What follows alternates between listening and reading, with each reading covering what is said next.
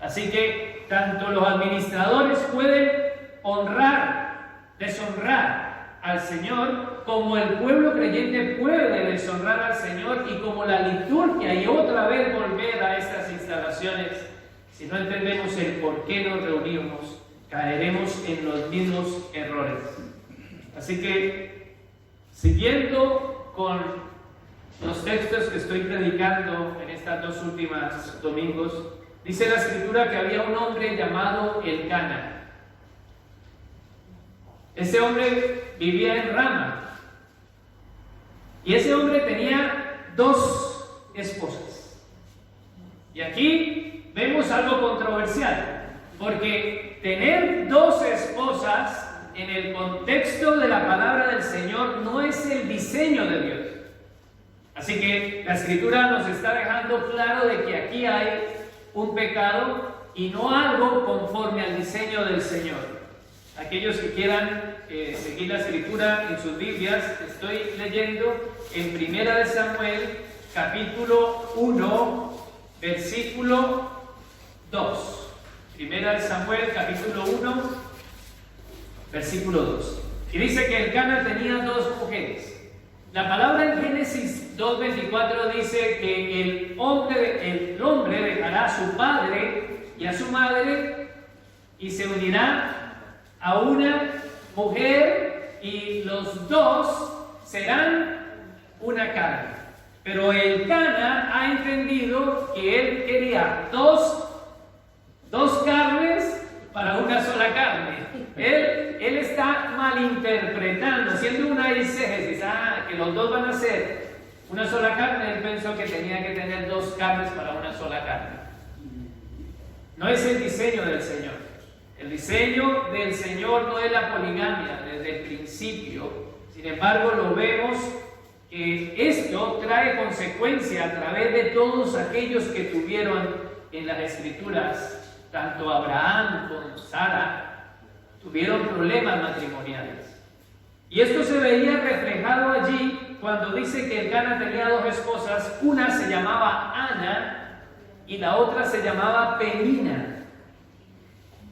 Y vemos el fruto de la consecuencia matrimonial. Dice que Penina tenía hijos, pero Ana no tenía hijos.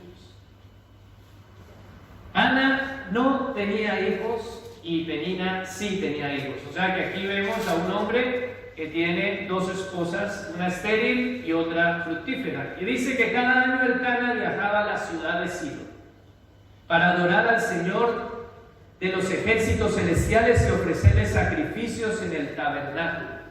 Cada año, y hemos explicado, por eso expliqué el contexto de las 3 fiestas. Cada año tenía que viajar 3 veces. ¿A dónde? Dije que al principio él vivía en Rama. Pues de Rama, en el lugar donde se llamaba Rama, él tenía que desplazarse hasta Silo, que quedaba a 24 kilómetros de distancia. Y por obligación tenía que ir 3 veces al año, en el año. Y claro, en el contexto de nosotros decimos 24 kilómetros, pues cojo el coche y allí en 24 kilómetros, ¿cuántos serán? 10 minutos. Dependiendo de la velocidad, llegarás allí. Pero Elcana está en un contexto donde lo más rápido que hay allí será un caballo, una mula, un burro, o si él tiene que ir con más personas, pues caminando. Debido de que él está en una zona montañosa, el camino hacia ir hasta Silo en 24 kilómetros no es fácil. Aparte de eso, también hay en ese contexto, en ese lugar geográfico, hay animales salvajes. En ese contexto también hay gente mala que asalta y roban a las caravanas. Entonces, ir a la congregación del Señor no es tan fácil, porque tú tal vez dirías, bueno, ¿qué tengo que llevar? Una mascarilla, un gel desinfectante, ¿qué edad tengo? Todas las restricciones del Elcana, tenía que llevar muchas cosas para llegar allí. Más o menos, lo que he calculado y he leído, 1 día y medio y casi 2 días de viaje para ir a adorar al Señor. Entonces, si nosotros leemos que cada año el Cana viajaba a la ciudad de Silo para adorar al Señor de los ejércitos, es verdad, el Cana iba a adorar al Señor. Pero si en el contexto de la escritura, en Jueces, en Ruth y en el mismo Samuel nos está diciendo que cada uno hacía lo que bien le parecía, muchos no iban. Eso está muy demasiado lejos. Hay muchos merodeadores, hay animales, estoy enfermo. ¿Cuántas excusas habría para no ir a congregarse y adorar al Señor? Pero el Cana iba cada año allí a ofrecerle sacrificios en el tabernáculo. Él quería presentar el holocausto porque él reconocía que era pecador, era la única forma, el medio que Dios había establecido para obtener el perdón con el Señor. Así que en ese entonces dice la Escritura que cuando llegaban allí, después de 2 días de viaje, 24 kilómetros de distancia, con los animales que tenían que venir a presentar allí al sacrificio, con su familia, se encontraba con los hijos de Elí. Y ustedes sabrán en la predicación pasada quiénes eran los hijos de Elí, Ofni y Finés.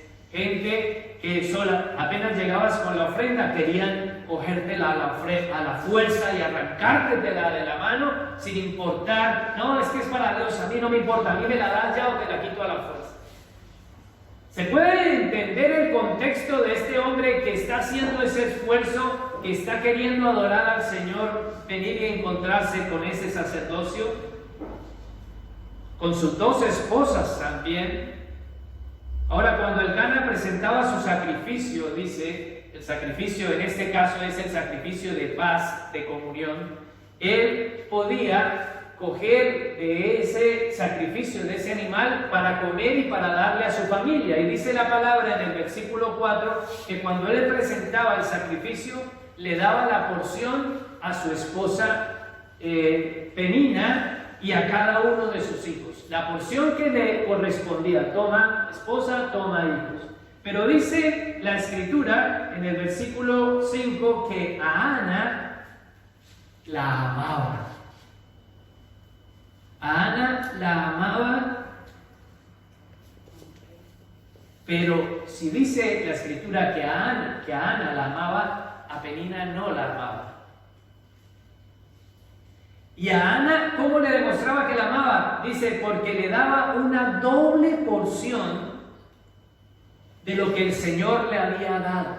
Le daba una doble porción de ese sacrificio de paz y de comunión, y le daba la doble porción a Ana, que era la que amaba, y a Penina solamente le daba, toma una parte, toma para ti, toma para tus hijos, que son mis hijos, ¿no? Y a Ana toma doble porción.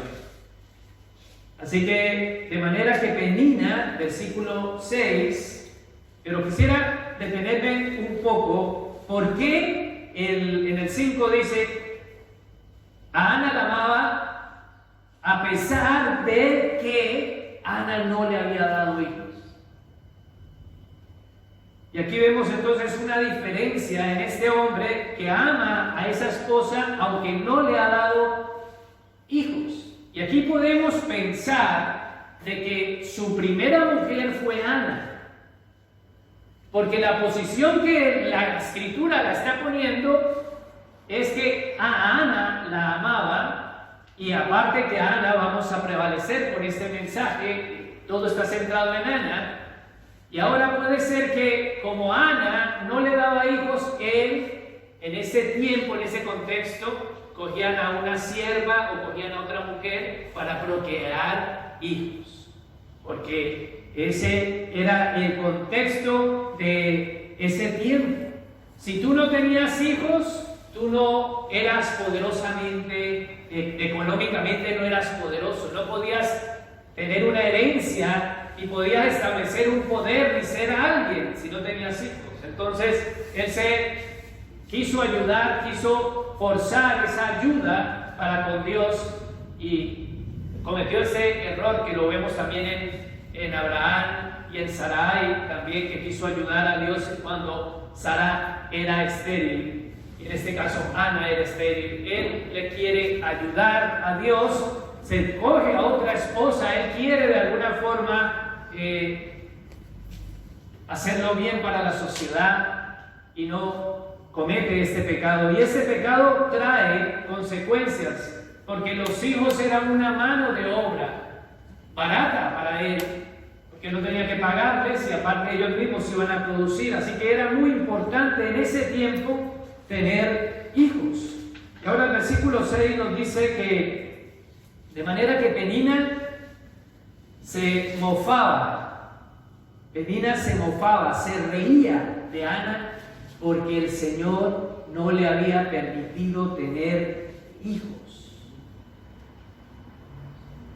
Su rival, dice en otra versión, su rival la presenta en la escritura en un segundo plano. Dice, su rival, el rival de Ana. Pero si fuera realmente esa primera mujer, no la trataría la segunda como un rival, sino que la trataría como su esposa, ya que están como en el mismo nivel, ¿no? Pero la escritura nos dice, y su rival se burlaba, se reía. ¿Qué hacía? Se reía porque no le había dado hijos. O sea que Penina, que tenía hijos, se empezaba a burlar. Pensemos en ese contexto, ¿cuál sería su burlas? Dios me ha bendecido a mí. A ti no. En ese contexto, el ser una estéril, pues no era bien visto. Entonces eres una maldita de Dios.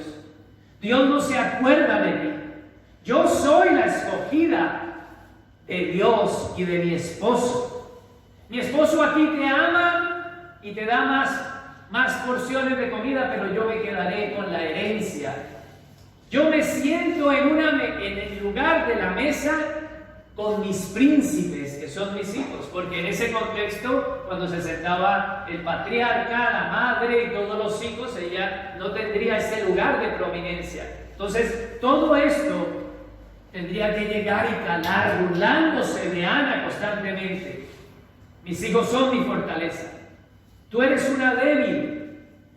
Aunque tú tengas 2 raciones, yo tengo hijos y tú no. Yo estoy llena de hijos. Tú estás vacía. También podría decir, Dios te ha abandonado.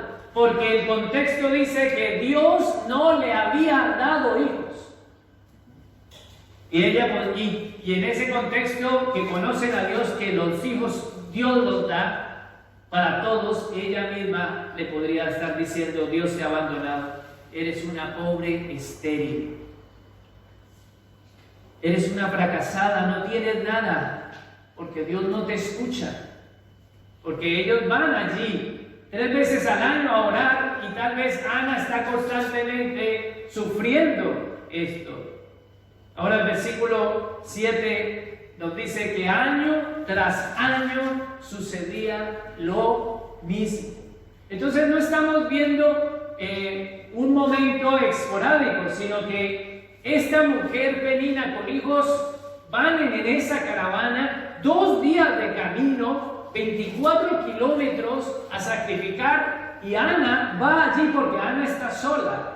Ana no puede coger otro convoy e irse con sus hijos. Ella tiene que estar allí en la caravana, porque si va separada puede exponerse a los animales, ataques, a accidentes, a tanta cosa. Ella tiene que ir al lado de Penina escuchando. Tú eres una pobre, infecunda, fracasada, Dios no te escucha, no te sienta, no eres nadie, no tienes fortaleza. Mis hijos son mi fortaleza, tú no tienes fortaleza. Año tras año sucedía lo mismo, dice la escritura, y se burlaba Penina de Ana mientras iban al tabernáculo. ¡Wow! ¡Qué camino tan difícil! ¡Qué situación tan adversa para esta mujer, sabiendo encima es que yo tengo que ir obligatoriamente a adorar al Señor, a sacrificar al Señor! Ella, en el contexto de los demás, podía haber dicho, yo no me aguanto eso. Para que vaya otro al templo, a la congregación, yo me quedo, le dice a Elcana que lo ama. Pero ella quiere ir porque ella tiene un compromiso con Dios. Ella, a pesar de lo que está sufriendo y las adversidades del camino, que ya son muchas, también hay una adversidad dentro, sufriendo año tras año, golpe tras golpe, palabra tras palabra, recibiendo esos azotes de parte que le atormentaban, que la provocaban amargamente, dice la Escritura. Dice la Escritura que Penina la irritaba constantemente hasta enojarla, que Penina se burlaba de ella, y ella tenía, Penina, una diversión en esos 24 kilómetros para ir a la congregación a adorar al Señor. Pongámonos en contexto de que tú estás yendo con tu hermana a adorar al Señor, y Penina va a adorar al Señor, Penina va a sacrificar al Señor, pero Penina lo que ha hecho antes de llegar allí no tiene ningún sentido de una creyente que adora al Señor, que entiende qué es lo que va a ir a hacer allá. Sin embargo, Ana se está exponiendo a esa humillación constante porque ella quiere ir a presentar el holocausto, porque quiere el perdón de Dios y presentar la comunión, el sacrificio de paz. Sin embargo, la otra va en guerra. ¿Y sabe a dónde va a ir? Y va en guerra contra Ana. No le importa, y dice la Escritura que ella se burlaba, tenía diversión. No había un teléfono móvil, no había WhatsApp, no había redes sociales. Allí estaba Ana para divertirnos, tal vez con sus hijos, porque la Escritura dice que el Caná le daba una parte a Penina y una parte a sus hijos, o sea que los hijos también seguramente apoyaban a su madre en esta por llamarle bullying, este bullying hacia Ana. Así que el objetivo de Penina era hacerla llorar. El objetivo de Penina era quitarle la comunión que tenía Ana. Porque ¿con qué objetivo año tras año iba Ana al tabernáculo? ¿Cuál era el objetivo? Ir a cumplir la palabra del Señor, ir a adorar al Señor, ir a orar al Señor, ir a presentar sacrificios para obtener el perdón y sacrificio para tener la paz y adoración. Y ahora Penina estaba determinada en robarle eso que ella mostraba, porque ella resistía. Ana estaba resistiendo constantemente los ataques de Penina. Así que el versículo 7 nos enseña y nos dice que en cada ocasión de toda esta ataque de Penina, Ana terminaba llorando y ni siquiera quería comer. Seguramente Penina arremetía y arremetía y Ana aguantaba, se contenía. Dice la Escritura, no menciona que Ana abrió su boca, sino que Ana callada llegaba hasta el momento que se rompía en lágrimas y perdía el apetito, no tenía ganas de comer. Así que esto sería un tormento. Nosotros nos podemos quejar, es que está lloviendo para ir a la congregación, o en este sentido, es que estoy cansado para ir a leer la Escritura, o para ir a orar, o para ir a adorar, no importa las instalaciones, pero veamos a Ana, todas las circunstancias que le están rodeando, hay dificultades, oposiciones y tormento para adorar. Todo se oponía, y encima, cuando llegaba Ana allí, ¿a quién se encuentra? A los hijos de Eli, seduciendo a las mujeres que están ahí en la puerta de la entrada, viendo abusos sexuales, y ella lo único que quiere es hacer. Ella no podía decir, me voy para otra congregación, porque no había otra congregación. Ella no decía, pues me voy para otra iglesia, porque allí lo que cantan no me gusta. No había otro lugar, ese era el lugar que Dios había establecido. Entonces ella persistía, si Dios lo permite, y si Dios lo manda, yo voy a ir allí. Pero sin embargo era un tormento para Ana ir allí cada año. Todo se le oponía, la familia, y ahora había algo que se estaba creando dentro de ella internamente. ¿Qué era ese algo? Lo que otros decían. Lo que la otra decía: el Señor no te ha bendecido, eres maldita, eres estéril. Y se fue creando algo internamente que empezó a obstaculizar esa comunión y esa paz que tenía con el Señor. Así que la autoestima de Ana empezó a bajar. Y a causa de esos años de ataques constantes, creó y produjo en Ana aflicción de corazón. ¿Quién no se aflige? 24 kilómetros escuchando tra a alguien, cuando sabiendo que lo que tú quieres hacer es la voluntad del Señor. Ella se frustró, ella se angustió, ella se deprimió, ella se sentía oprimida, ella tenía una vida de resistencia. Su vida cristiana era resistir. Ahora tengo que ir a adorar y orar al Señor, y su pensamiento era 24 kilómetros tengo que resistir. Y tal vez año tras año decía: uy, he resistido 12. En el kilómetro 12 todos aplaudían: lloró, bien, es que era una llorona, no te digo que eras una débil. Y el otro año tal vez diría: he llegado al 16, he llegado al 18, no llego. Y un día llega hasta el kilómetro 24, que llega allá al tabernáculo, y allí también llora amargamente. Es una vida de resistencia por causa de factores externos que le están creando todos estos complejos. Siempre pierde porque termina llorando y el otro se termina mofando. ¡Mira cómo llora! Y ella empieza a sentir autocompasión. No encuentra respuesta. No hay salida para tal ataque. Lo único que hay es silencio. Y ella tal vez piensa que lo merezca. Está desprotegida. Y hay una cosa: Ana lo único que podía hacer es oír todo lo que le decía Penina. Pero ella no podía callar a Penina, pero ella sí, lo único que podía es decidirse cómo iba a reaccionar ante los ataques de Penina. Y ella decidió guardarse centrado el foco en Dios.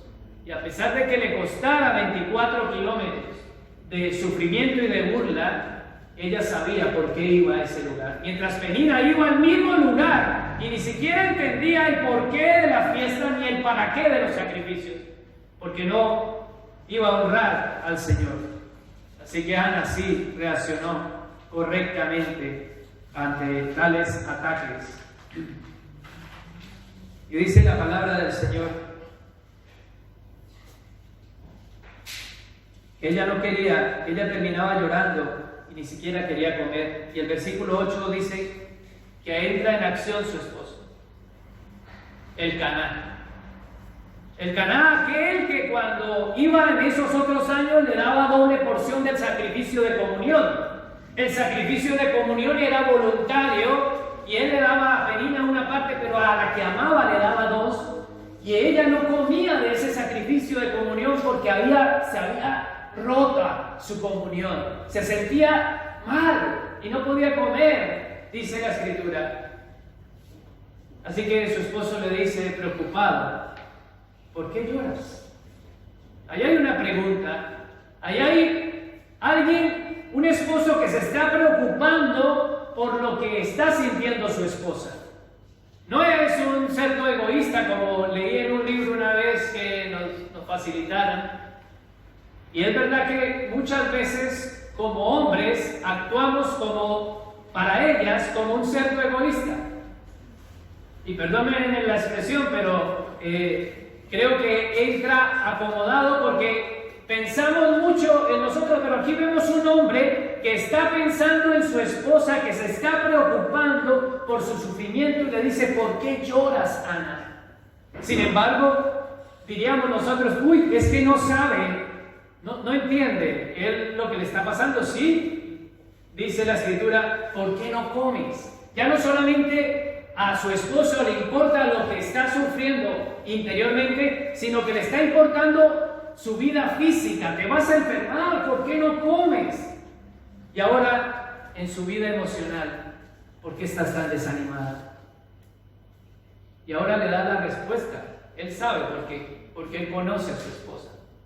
Porque él es un hombre virtuoso, un hombre que dice, como introdujimos este pasaje, el Cana cada año iba, el Cana llevaba a su familia a la voluntad del Señor. Llevaba, aunque fuera sus dos esposas, y llevaba a sus hijos, cada año se esforzaba. Y aquí el Cana, ¿por qué lloras? Preocupada por su esposa, a la que ama. ¿Por qué no comes? Te vas a enfermar, estás desanimada. Y ahora le dice, yo sé por qué. ¿Solo por no tener hijos? Él es consciente, él entiende a su esposa, él entiende su necesidad. Él desea que su esposa sea feliz, a pesar de que tiene otra. Él entiende quién es su esposa y el problema que se ha traído a causa del pecado. ¿Cuál es el pecado? Tener otra esposa. Ese es el pecado. ¿Cuál es el conflicto matrimonial que hay allí en ese entorno? Pues que en ese camino el Cana está viendo a la otra machacarla, que no tienes hijos, y la ve llorar. Y ahora le dice, yo sé por qué estás tan desanimada. ¿Por qué no tienes hijos? Me tienes a mí. Y podría parecer un poco egocéntrico de él, me tienes a mí. Él dice, ¿acaso no soy mejor que tener 10 hijos? Y es verdad que nosotros como hombres no somos todo lo que deberíamos ser para las mujeres, para nuestras esposas. Porque hay cosas que nosotros no llegamos a suplir en ellas y que solamente uno puede solucionar esos conflictos. Sin embargo, el Cana está llevándola al lugar donde ella puede encontrar esa solución a su problema. No somos todo lo que deberíamos de ser, pero sí él está tratando de ser todo lo que ella necesita. Como hombre la está acercando al Señor. Como hombre de Dios la está, a pesar de esa circunstancia, la está animando, le está mostrando y manifestando su amor en una doble porción. No solamente te amo, sino que le está dando más.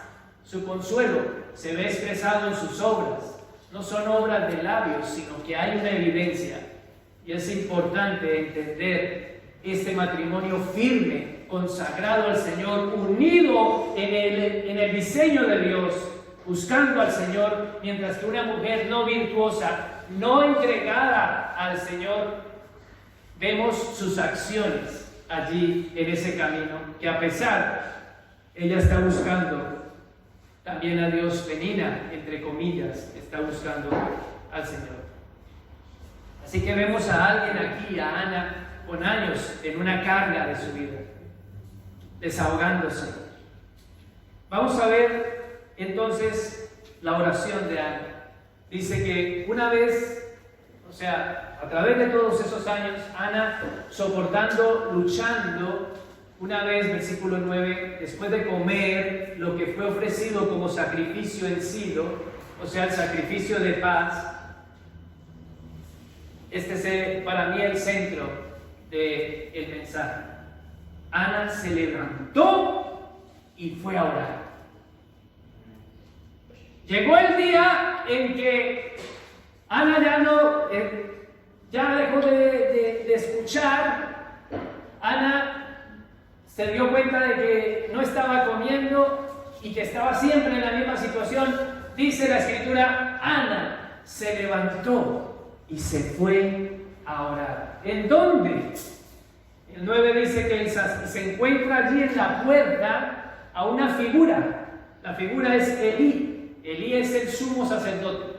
Elí es el administrador del tabernáculo, del templo del Señor. Elí es el que tiene acceso al lugar santísimo donde Ana no puede entrar. Ana puede quedarse solamente a la puerta del tabernáculo y Elí está fuera del tabernáculo donde no puede estar. Elí está afuera. No está en el sacrificio, no está presentando ofrenda. Siempre lo ponen a Elí sentado en una silla. Sin embargo, Ana se levanta y va a orar y se encuentra allí a este Elí sentado, dice, como costumbre, junto a la entrada del tabernáculo. Versículo 10, para aquellos que lo están leyendo. Ana, con una profunda angustia, lloraba amargamente mientras oraba al Señor. Ana, con una profunda angustia, lloraba amargamente mientras oraba al Señor. Así que ella, cansada de sus circunstancias, ella deseosa de descargar totalmente su amargura, en el versículo 9 nos enseña cómo desahoga su carga ante el Señor. Ella viene y entrega todos esos años de esa carga y de esa angustia que venía cargando, pero nos está diciendo que oraba al Señor amargamente. Ella no se está orando al Señor de una manera superficial. ¿Y cómo podemos ver que es superficial? Vamos a ver un tipo de oración superficial y un tipo de oración que está entregándolo todo. Dice el versículo 11, que hizo voto al Señor. Oh Señor de los ejércitos celestiales, versículo 11, si miran mi dolor, aquí está reconociendo su situación. Señor Dios de los ejércitos celestiales está reconociendo la soberanía del Señor. Si miras mi dolor y contestas mi oración. Ella sabe, se está acercando a Dios y está entendiendo de que tiene un Dios que mira y tiene un Dios que oye. Porque si no fuese así, ¿para qué le va a decir si miras y si oyes? Si tu Dios ni mira ni oye, pues tú no le vas a decir, por ejemplo, aquí yo no voy a decirle a ese aire acondicionado, oh aire acondicionado, si me miras o me oyes, porque yo sé que ni él mira ni él oye. Pero sin embargo, Ana, vemos en su oración reverencia ante al Señor, reconocimiento quién es el Señor Dios de los ejércitos celestiales, que Él mira mi dolor, que tú puedes contestar mi oración y suplir aquello que me aflige. Dame un hijo. Entonces, si tú me lo das, yo te lo devolveré. ¡Wow! Si tú me lo das, yo te lo devolveré. Alguien que está orando con un propósito, que está orando acorde a la voluntad del Señor, y es una oración para la gloria del Señor. Si tú me lo das, yo te lo devolveré. Él será tuyo durante toda su vida, y como señal de que fue dedicado al Señor, nunca le cortaré el cabello.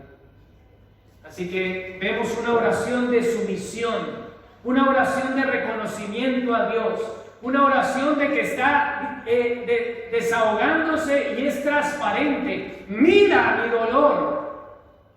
Tú entiendes. Nadie me entiende, pero tú puedes mirar mi dolor. Tú puedes contestar mi oración. Ella está allí en las puertas del tabernáculo afuera. Ella no está en el lugar santísimo donde está la presencia del Señor, pero a ella desde allá afuera sabe que Dios le puede escuchar, que Dios le puede oír. Sin embargo, ahí a la puerta ve a ese gordo sentado en la silla que puede tener acceso al lugar santísimo, a la presencia del Señor. Y eso no le importa. Ella sabe que Dios puede oírla, que puede escucharla. Y ahora veamos lo que ella ha pedido. Ella ha pedido para la gloria del Señor.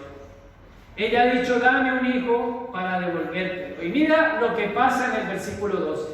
Mientras Ana oraba al Señor, Elí observaba. Entonces aquí vemos que Allí hay mujeres en la entrada orando, clamando, pero vemos la actitud de otro creyente, en este caso el sumo sacerdote, que en vez de estar orando, está parado mirando. Es un observador. Y vemos a una creyente que está orando y como dice que está llorando amargamente. La gran mayoría de los seres humanos lloramos y tenemos los ojos cerrados, porque dice que lloró largamente, amargamente. Y no, la condición seguramente estaría en una posición con sus ojos cerrados. El otro está observando, no está orando. No hay una actitud allí de comunión con el Señor y la otra tiene una comunión. Y dice que en el versículo 13, y la veía mover los labios, pero como no oía ningún sonido, pensaba que estaba ebria. O sea que Ana no está orando para que los demás la escuchen. Ana está orando en su corazón. Ana está orando y está solamente moviendo sus labios con sus ojos cerrados, quebrantada, llorando, dice, amargamente. Así que Elí la juzga y Elí piensa que está ebria, que está borracha. ¿Y por qué Elí piensa esto? Que Elí piense esto nos da evidencias de que habrían más mujeres que vendrían allí en ese estado de ebrias. O sea, él no está pensando eso porque es la primera vez, sino porque en el contexto de la Escritura nos enseña de que sus hijos abusaban de las mujeres que estaban a la puerta de la entrada, tal vez de todas las ebrias que iban allí. El contexto de la palabra nos enseña de que cada uno iba a presentarse a Dios como ellos querían. Entonces Elí piensa de que esta es una mujer como todas las demás, como todas las demás que sus hijos están abusando de esas mujeres. Y como no escucha esa oración religiosa, esa oración que se oye para que los demás escuchen pero Dios no oiga, esa oración para que me vean cómo oro, pero no tengo una oración en mi intimidad con el Señor, sino que quiero que me oigan en un contexto. Él observaba quiénes eran las que oraban, porque estaba acostumbrado en su contexto a oír y a que la gente abriese su boca. Ella solo movía los labios, porque ella quería que solamente Dios escuchara su oración.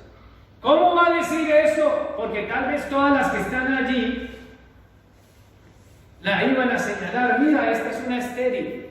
Ella me va a decir, soy estéril. Porque en ese contexto ser estéril era mal visto. Entonces ella no iba a publicar sus necesidades o aquello que ella se sentía mal, que era culpa de ella. Pero la Escritura nos dice que Dios no le había dado hijos. Así que también el contexto nos enseña de que la gente está malinterpretando la Escritura. Que si las mujeres no tienen hijos es porque Dios no les ha dado hijos. Y no porque ellas hayan decidido no tener hijos. Sin embargo, en ese contexto, la que no tenía hijos la señalaban como si fuese la culpa de ella. Pero no era culpa de Ana. Y Ana oraba en silencio. Y veamos la respuesta entonces de Ana, después de un largo tiempo de oración, en silencio. Y Elí, y ahora quisiera volver un poquito al contexto. Recuerdan que cuando ella salía desde Rama para Silo, 24 kilómetros tenían a alguien allí, año tras año. Y ahora, después de que tenían a sus hijos, ahora la persona que parece que debería de entenderla se levanta, el sumo sacerdote, y le dice, oye, ¿estás borracha? Vete. Versículo 14 dice, ¿tienes que venir borracha? Le reclamó, dice, ¿qué haces aquí borracha? ¿Estás buscando que vengan mis hijos? Abandona el vino, dice el versículo 14. Y ahora sí, después, como Ana ya ha terminado su oración, Ana ha desfogado ha presentado su petición delante del Señor. Ahora mira lo que por primera vez escuchamos a Ana pronunciarse ante tal acusación. Las acusaciones que Penina hacía a Ana eran injustas y Ana nunca se pronunció. Pero ahora hay un sumo sacerdote que está acusándola, pero Ana ya ha descargado su oración ante el Señor y ahora ella no se queda callada. Dice